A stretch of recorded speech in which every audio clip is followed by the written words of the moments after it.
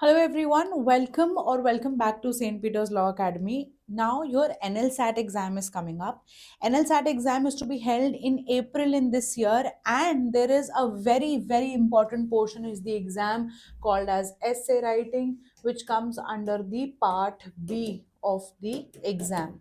And under this portion you have to write essays in 500 words, right? तो obviously ऐसे अगर हमें exam में लिखने हैं तो आज हम कुछ ऐसे इंपॉर्टेंट टॉपिक्स उन एसेस के बारे में डिस्कस करेंगे that you should not miss. You should definitely start practicing essay writing on these particular topics. You should first of all read on this topic.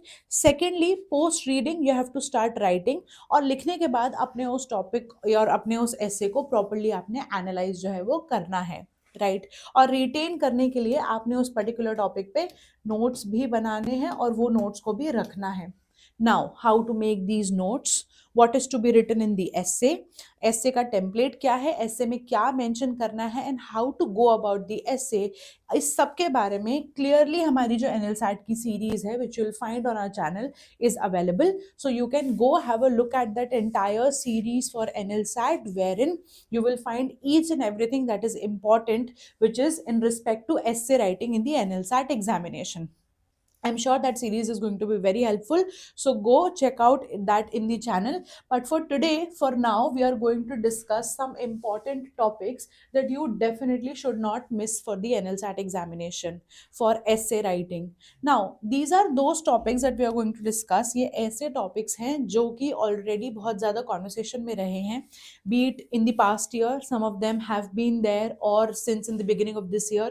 तो ये पर्टिकुलर टॉपिक्स काफ़ी relevancy और काफ़ी इंपॉर्टेंस रखते हैं और इन पे क्वेश्चंस आ सकते हैं. And that is why it is important कि इन सारे टॉपिक्स को हम अच्छे से जो है पढ़ें और अच्छे से इन पे नोट्स बनाएं और प्रॉपरली एक ऐसे राइटिंग की प्रैक्टिस करें. सबसे पहला सुप्रीम मोस्ट इंपॉर्टेंट टॉपिक बनता है एयर पॉल्यूशन पे. रिसेंटली ग्रैप 4 इंट्रोड्यूस हुआ है, ग्रैप 4 एप्लीकेबल हुआ है on the country.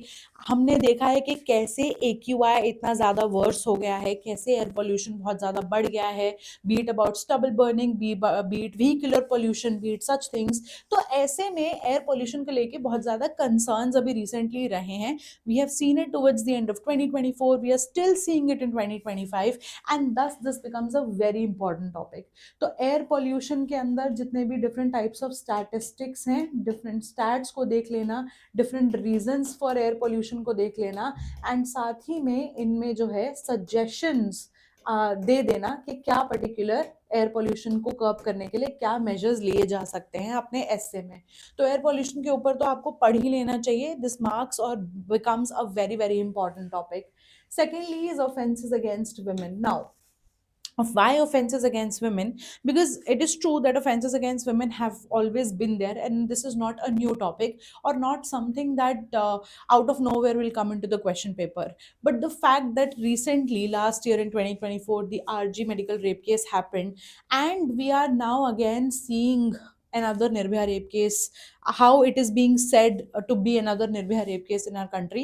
So that is why, since again the question of protection of women is in question, the laws relating to them are in question, we should study कि वो case में हुआ क्या था, कौन से ऐसे लॉज हैं हमारी कंट्री में जो हैं, क्या लूप होल्स हैं उन लॉज में, क्यों जो क्राइम है वुमेन के अगेंस्ट इतना ज़्यादा बढ़ता जा रहा है, उसके पीछे के रीजंस क्या हैं, स्टैट्स क्या हैं.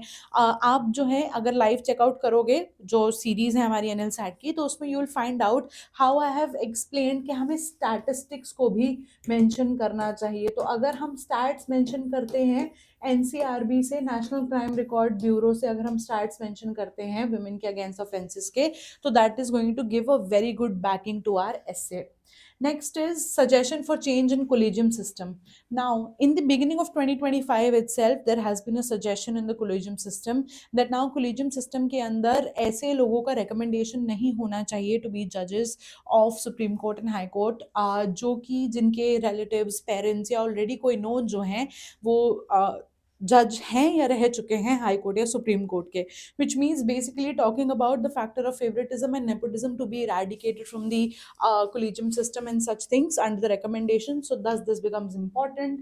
Next is right to privacy.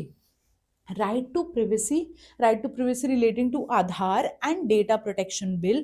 These three things have been there in 2024 and इसीलिए right to privacy बहुत important topic है.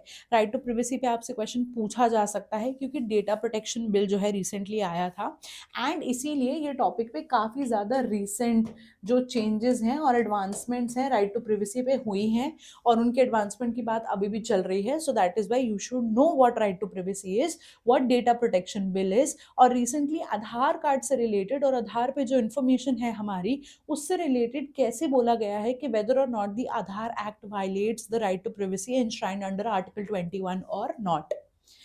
Next is laws relating to live-in relationships in India.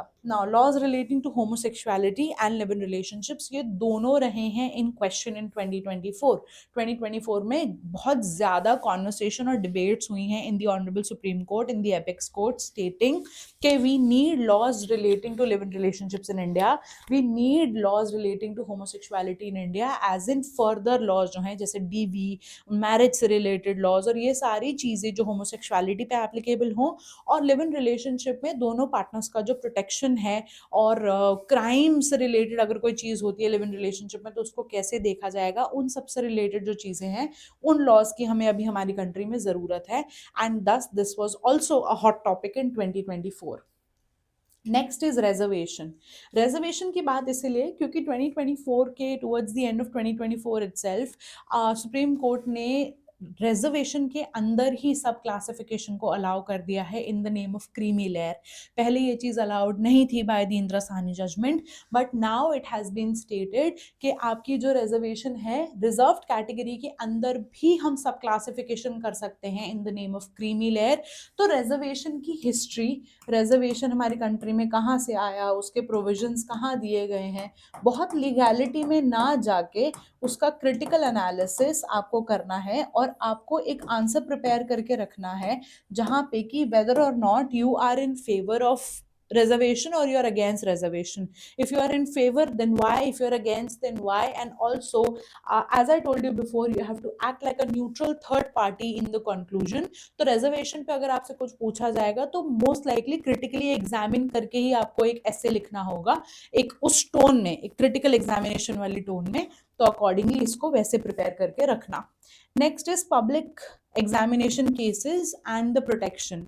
तो लास्ट ईयर बहुत major case हुआ था the NEET paper leak case, right.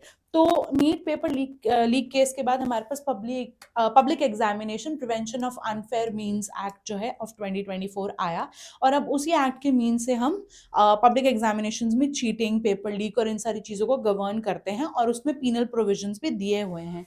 तो क्यों हमारी कंट्री में पब्लिक एग्जामिनेशन के पेपर लीक होते हैं, कितने केसेस हुए हैं, किस तरीके के केसेस हुए हैं और उनकी प्रोटेक्शन के लिए हमारे पास क्या लॉज हैं और अगर हमारा सिस्टम अभी फेल कर रहा है तो क्यों कर रहा है, what all measures are required to better the system.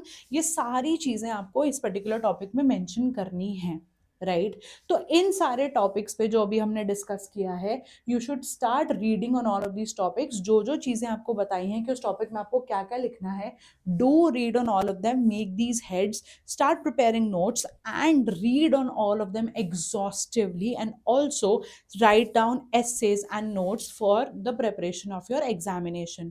Now this is not an exhaustive list most definitely but these are a few topics जो आपको बिल्कुल मिस नहीं करने चाहिए क्योंकि ये 2024 में लाइमलाइट में थे and thus that is why these become very very important from the point of view of an examination और इस पे based essay लिखने के लिए आ सकते हैं. So do prepare them. Do comment below what more videos you want on the entrance examination or on NLSAT. And I hope that these topics were helpful to you for the preparation of your examination. All the very best. I'll see you guys in the next video.